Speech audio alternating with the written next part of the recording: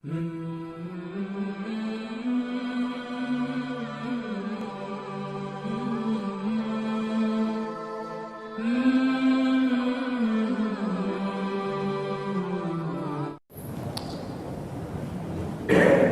Assalamualaikum warahmatullahi wabarakatuh. Innal hamdalillah nahmaduhu wa nasta'inuhu wa nastaghfiruh wa na'udzu billahi min syururi anfusina wa sayyiati a'malina may yahdihillahu fala mudhillalah wa may yudlil fala hadiyalah. Asyhadu an la ilaha illallah wahdahu la syarikalah wa asyhadu anna Muhammadan abduhu wa rasuluh. Amma ba'd. Jamaah sholat subuh rahimakumullah, kembali kita memuji syukur kehadirat Allah subhanahu wa ta'ala atas berbagai karunia dan nikmat yang Allah senantiasa curahkan kepada kita ya. Allah masih memperpanjang umur kita, menunda ajal kita untuk memberi kesempatan kepada kita memperbanyak bekal untuk perjalanan setelah hidup di dunia. Ini adalah salah satu nikmat dari banyak nikmat yang seharusnya kita banyak mensyukurinya ya. Banyak dari saudara-saudara kita yang tidak Allah beri kesempatan ya, untuk memperbanyak bekal karena Allah telah keburu memanggilnya ya. Maka sebaiknya kita benar-benar memanfaatkan nikmat yang telah Allah berikan kepada kita ini, yaitu berupa nikmat waktu ya. Salawat dan salam semoga senantiasa tercurahkan kepada Nabi Muhammad SAW, para sahabatnya dan pengikutnya hingga akhir zamannya. Kita akan melanjutkan pembahasan dari buku Fikih Sirah Nabawiyah. Saya ini menggantikan Ustadz Abu Hani ya, yang beliau sedang berhalangan ya. Jadi saya menggantikannya. Buku ini ditulis oleh Profesor Dr. Zaid bin Abdul Karim Az-Zaid.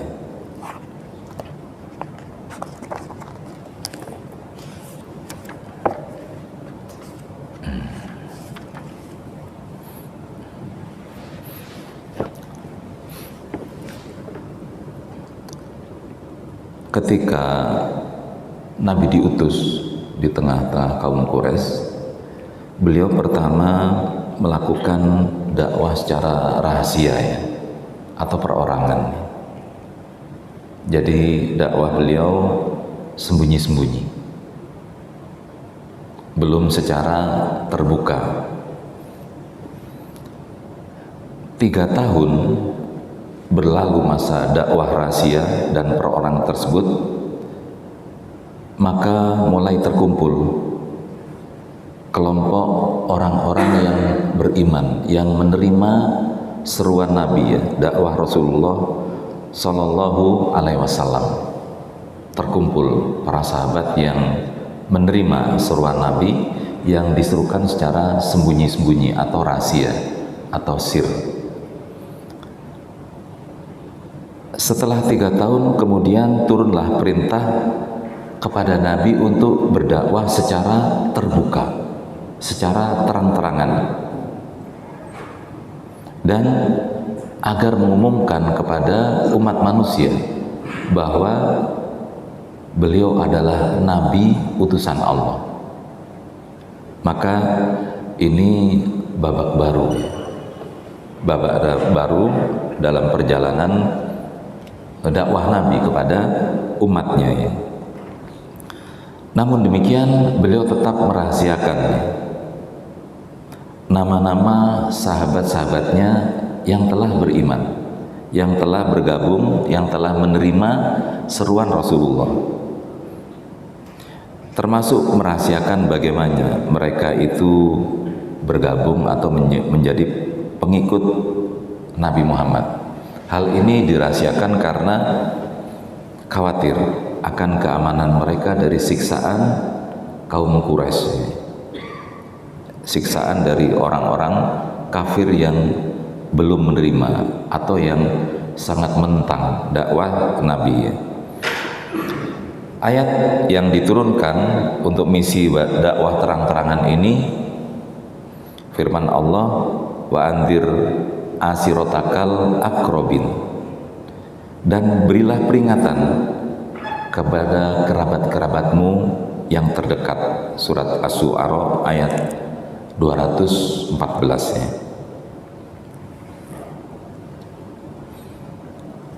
Dari Aisyah radhiyallahu anha, beliau berkata, setelah ayat ini turun,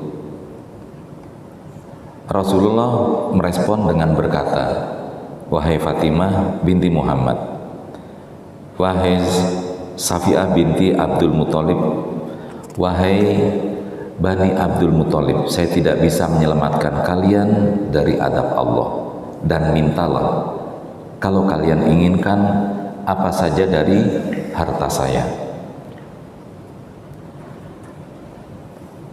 Dari Ali bin Abi Thalib radhiyallahu anhu, dia berkata, Rasulullah sallallahu alaihi wasallam mengumpulkan Bani Abdul Muthalib hingga terkumpul dalam jumlah yang banyak mereka semuanya. Beliau berkata, wahai Bani Abdul Muthalib, sesungguhnya saya diutus kepada kalian secara khusus dan kepada umat manusia secara umum, dan kalian telah menyaksikan salah satu dari tanda-tanda kenabian saya. Maka siapakah di antara kalian yang bersedia membaiat saya untuk menjadi saudara dan sahabat saya? Ali berkata, tidak ada seorang pun yang bangkit dari duduknya. Ali berkata, akhirnya saya berdiri dan berjalan kepadanya, sementara saya adalah anak yang paling muda di antara mereka. Beliau berkata, duduk kembali, wahai Ali. Pertanyaan tersebut diulangi sampai 3 kali, dan setiap dia meminta untuk dibaiat, saya selalu berdiri dan menuju kepadanya, dan beliau selalu mengatakan, duduklah. Hingga pada saat yang ketiga kalinya, beliau meletakkan tangannya di atas tangan saya.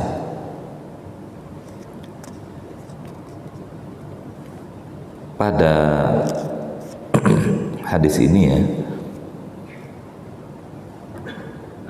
Nabi menyebutkan, Ali menyebutkan bahwa ketika Nabi menyampaikan secara terbuka kepada kerabatnya, tidak ada yang menerima tawarannya kecuali seorang anak, yaitu Ali. Ali masih kecil waktu itu. Karena tidak ada yang lain, maka diterima oleh Nabi baiat dari Ali ini.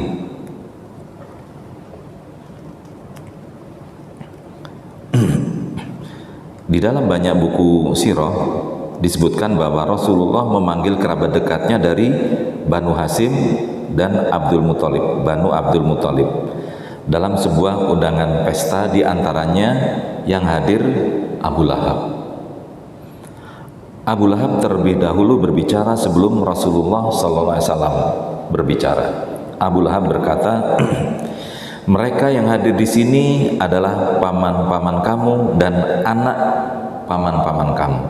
Maka silahkan bicara wahai Muhammad, dan tinggalkanlah anak-anak kecil, dan ketahuilah bahwa tidak dari kaummu yang mampu menghadapi kekuatan Arab, dan sayalah orang yang paling berhak untuk menghukummu, dan cukuplah untukmu pembelaan dari kabilah ayahmu. Namun apabila kamu tetap dalam pendirianmu, maka mereka lebih mudah untuk bersatu padu menyerangmu dan dibantu oleh kabilah Arab lainnya untuk mengeroyokmu. Saya tidak pernah mengetahui ada orang yang membawa ajaran yang lebih buruk daripada apa yang kamu bawa ke kabilah ayahmu. Ini penentangan dari seorang paman Nabi, yaitu Abu Lahab. Rasulullah SAW terdiam dan tidak berkata sepatah pun dalam majelis itu. Kemudian pada kesempatan lain kembali memanggil mereka. Dia berkata, segala puji bagi Allah, saya memuji kepadanya dan saya mohon perlindungan kepadanya, saya beriman kepadanya dan saya bertawakal kepadanya. Saya bersaksi bahwa tidak ada ilah selain Allah dan tidak ada sekutu baginya.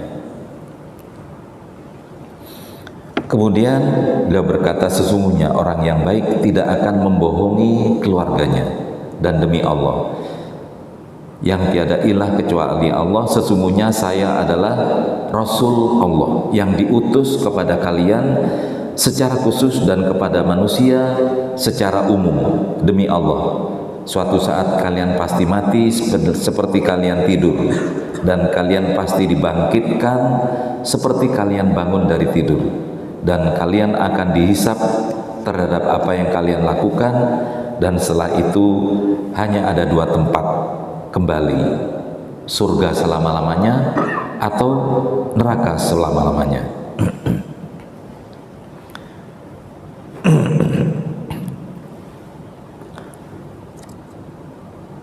Berkata Abu Lahab, demi Allah, ini adalah masalah besar, maka selesaikanlah dia sebelum orang lain yang menyelesaikannya.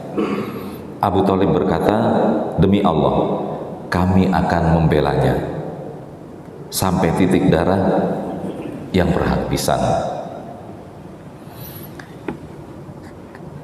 Di sini ada pertentangan dalam keluarga besar Nabi Muhammad antara Abu Lahab dan Abu Thalib. Abu Thalib membela Nabi Muhammad meskipun tidak menerima secara penuh agamanya, sedang Abu Lahab dari awal memang menentang untuk menerima seruan dari Nabi Muhammad.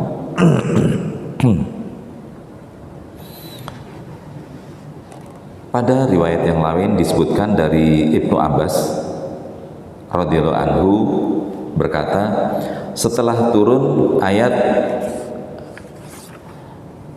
wa asiratakal aqrabin, serulah kerabat dekatmu, Rasulullah naik ke Bukit Sofa, kemudian memanggil orang-orang, dan beliau berkata, bagaimana pendapat kalian apabila saya berkata bahwa ada pasukan berkuda yang menuju kemari dari lembah gunung ini? Apa kalian percaya kepada saya? Mereka berkata, belum pernah kami mendengar atau melihat kamu berbohong. Pada saat itulah beliau berkata, saya adalah nabi yang diutus untuk kalian sebelum datangnya siksaan yang pedih. Lalu Abu Lahab berkata, celaka kamu wahai Muhammad, apakah hanya untuk ini kamu kumpulkan kami?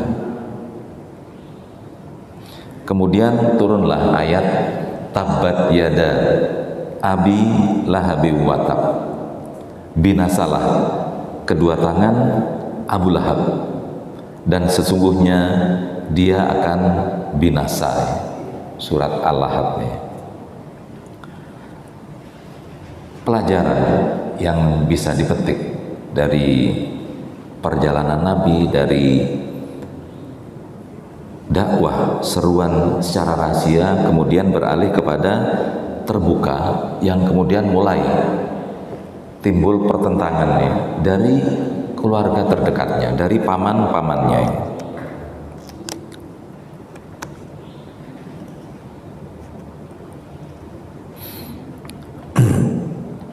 Hikmah yang pertama, tahapan-tahapan yang Allah berikan kepada Nabi Muhammad Yang pertama secara sembunyi atau rahasia atau diam-diam, kemudian baru secara terbuka. Ini adalah bentuk pengarahan untuk manusia ya, agar mereka mengesahkan Allah, beribadah hanya untuk Allah, dan itu adalah masalah yang prinsip karena masuk ke dalam area akidah. Yang maksudnya adalah menetapkan hak ubudiyah hanya milik Allah, tidak ada yang disembah kecuali Allah, dan tidak ada yang ditaati kecuali Allah. Dan semua itu, tahapan tersebut adalah ayat-ayat dakwah yang menjelaskan bahwa masalah yang paling asasi yang pertama perlu Rasul sampaikan adalah tentang akidah, dan itu adalah inti ajaran Rasul-Rasul sebelumnya ya. Sebagaimana firman Allah, wa ma arsalna min qablika mir rasulin illa nuhi ilaihi annahu la ilaha illa ana fa'budun. Dan kami tidak mengutus seorang rasul pun sebelum kamu, melainkan kami wahyukan kepadanya bahwa tidak ada Tuhan yang hak melainkan aku, maka sembahlah olehmu sekalian akan aku ya. Surat Al-Anbiya ayat 25 ya. Maka inilah semestinya tahapan yang harus ditempuh oleh seorang dai, seorang penyeru untuk menyampaikan akidah dulu ya. Akidah itu adalah fondasi, dasar. Dan ini banyak yang diselisih oleh para dai zaman sekarang dalam rangka agar bisa diterima ya. Karena akidah itu terasa serius, terasa berat, mereka cenderung memilih akhlak ya. Karena akhlak itu bisa diterima oleh siapapun, semua agama punya akhlak, tetapi akidah hanya Islam ya. Maka banyak para dai yang menghindari untuk membahas masalah akidah. Imam Ibnul Qayyim rahimahullah berkata, setiap yang akidahnya mantap, maka ampunan Allah baginya juga akan lebih sempurna. Siapa yang datang menemui Allah dan tidak mempersekutukan kepadanya sedikit pun, maka Allah akan mengampuni segala dosa-dosanya, bagaimanapun bentuknya, dan Allah tidak akan mengazabnya karena dosa-dosanya tersebut. Jadi menurut Ibnu Qayyim, orang yang akidahnya kokoh, maka sebesar apapun dosanya, Allah akan mengampuni. Ini keutamaan seseorang mengokohkan akidahnya.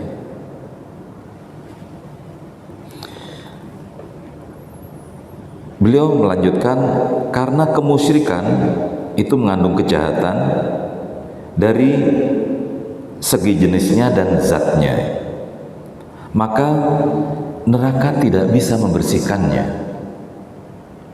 Jadi saking besarnya dosa dari kemusyrikan, maka neraka itu tidak bisa membersihkannya.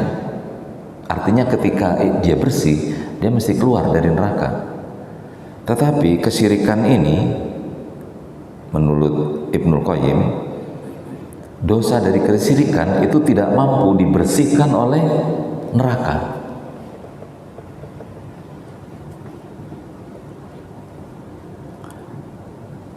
Bahkan seandainya dikeluarkan dari neraka, maka jenis kemusyrikan itu akan kembali seperti semula. Sama halnya dengan seekor anjing yang masuk ke dalam laut, akan tetap sama bila telah keluar dari laut. Oleh karena itu, Allah mengharamkan bagi orang musyrik untuk masuk ke dalam surga. Jadi itu beratnya dosa syirik yang menurut Ibnu Qayyim neraka saja tidak mampu membersihkannya. Karena itu diharamkan orang yang melakukan kesyirikan untuk masuk surga.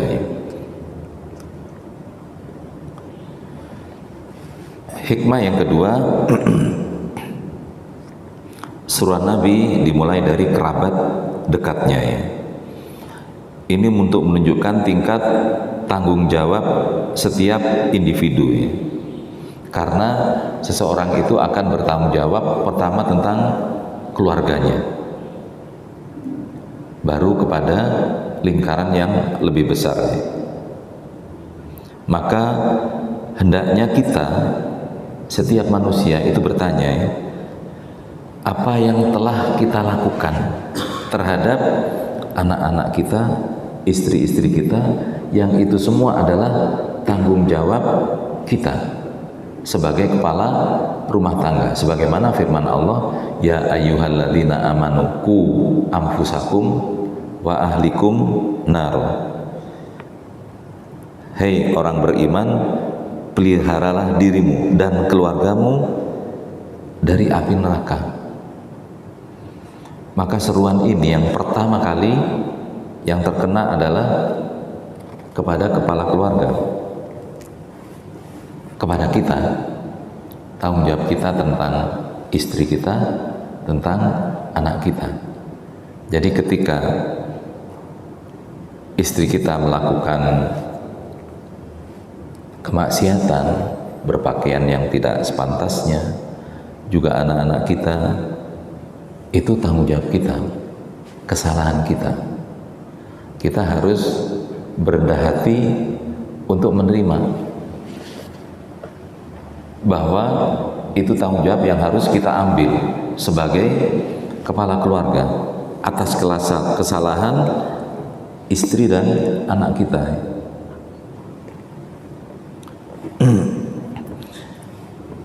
Hikmah yang selanjutnya,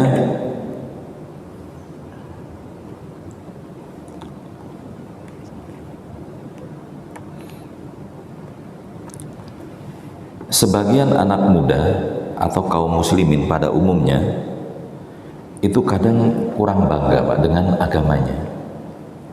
Mereka malu-malu mengucapkan salam, malu, nanti kelihatan kolot ini, kelihatan fanatik ya. Banyak yang malu-malu menunjukkan dirinya beragama Islam. Ini pelajaran bagaimana Nabi menghadapi penentangan yang demikian besar, termasuk dari keluarganya. Maka kita paling tidak, kita itu menunjukkan jati diri kita bahwa kita itu memang seorang muslim. Ya kita tunjukkan, jangan kita bergerak di wilayah yang abu-abu, gak jelas. Ya kita tunjukkan, kita muslim. Sampaikan salam ketika ketemu, bersalaman. Ketika waktunya sholat ya tinggalkan, tunjukkan, dan itu tidak masalah.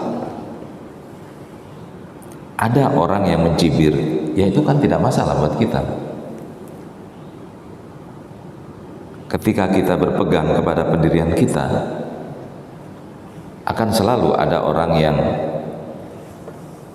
pro dan kontra, dan itu akan selalu begitu. Perkara yang benar pun kita lakukan, akan ada selalu orang yang pro dan kontra.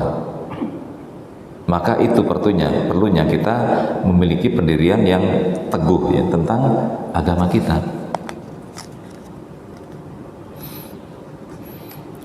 Imam Ibnu Qayyim membagi manusia dalam 4 macam. Beliau berkata, seorang yang dekat dengan Allah, baik ketika sendirian ataupun orang bersama orang banyak, maka itulah orang yang jujur dan cinta kepada Allah.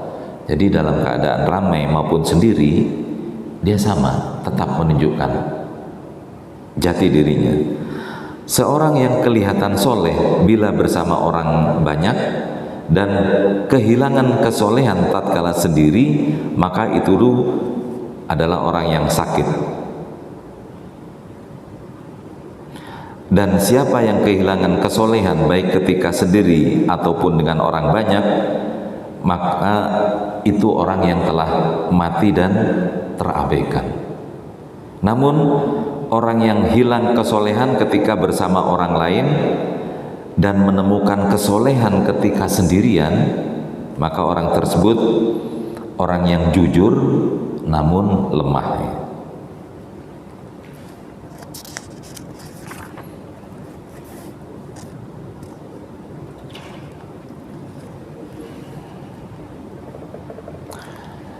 Hikmah atau pelajaran yang berikutnya,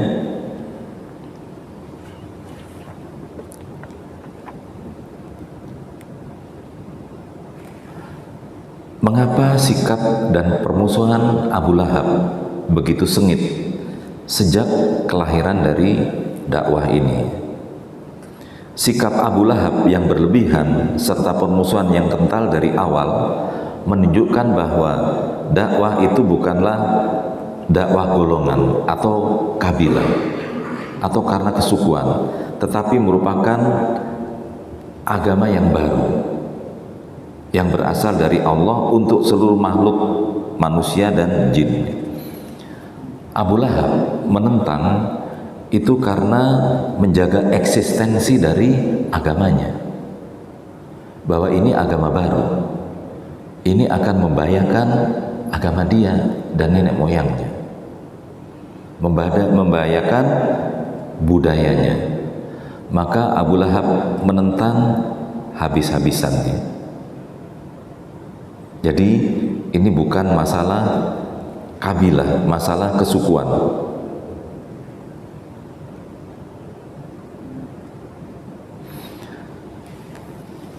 Bagi mereka yang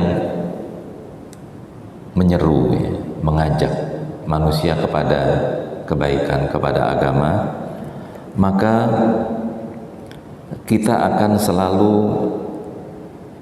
menghadapi apa yang diucapkan oleh Abu Lahab atau ucapan yang semacam dia ucapkan oleh Abu Lahab. Apakah untuk ini? Apakah hanya untuk ini saja kamu mengumpulkan kita semua?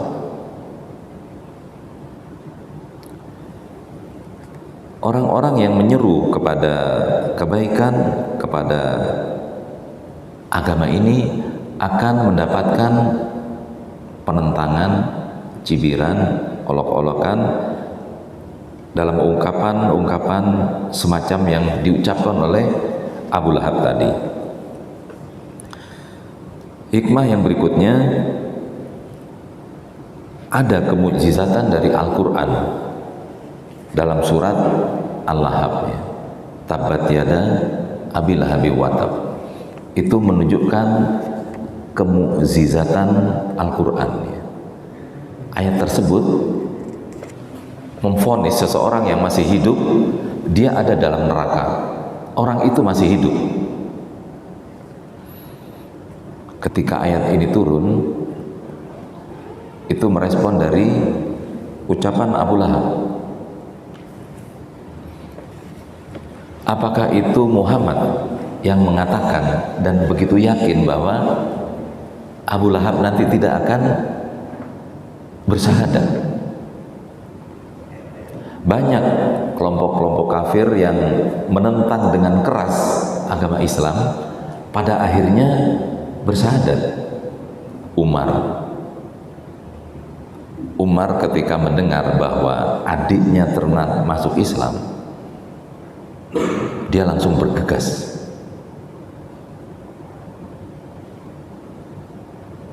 Saking bencinya, tidak ingin keluarganya ada yang masuk Islam. Tapi ketika mendengar adiknya membaca Al-Quran, Umar langsung tunduk. Akhirnya masuk Islam. Banyak penentang Muhammad akhirnya masuk Islam.